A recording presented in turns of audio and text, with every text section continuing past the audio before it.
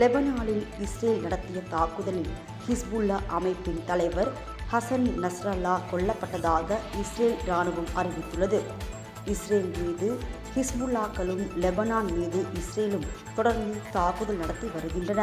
இந்த தாக்குதலில் இதுவரை 500க்கும் மேற்பட்டோர் கொல்லப்பட்டனர். நிலையில் லெபனான் தலைநகர் பெய்ரூட்டில் ஹிஸ்புல்லா அமைப்பின் தலைமையகத்தை குறிவைத்து இஸ்ரேல் இராணுவம் இன்று வான்வழி தாக்குதல் நடத்தி வருகிறது. இந்த தாக்குதலில் ஹிஸ்புல்லா அமைப்பின் தலைவர் ஹசன் நஸ்ரல்லா கொல்லப்பட்டுள்ளதாக இஸ்ரேல் இராணுவம் அறிவித்துள்ளது. ஆனால் ஹிஸ்புல்லா அமைப்பிடம் இருந்து இது குறித்து எந்த தகவலும் இல்லை. இது குறித்து சமூக வலைதளத்தில் வெளியிட்டுள்ள பதிவில் ஹிஸ்புல்லா தலைவர் நஸ்ரல்லா இனி உலகத்தை பயமுறுத்த முடியாது. இஸ்ரேல் நாட்டின் குடிமக்களுக்கு எதிராக தீவிரவாதத்தை ஊக்குவிப்பவர்கள் கடுமையான விளைவுகளை சந்திக்க நேரிடும் என குறிப்பிட்டுள்ளது. ஹிஸ்புல்லா அமைப்பின் தலைவர் ஹசன் நஸ்ரா கொல்லப்பட்டதாக இஸ்ரேல் அறிவிப்பு வெளியிட்டுள்ளது.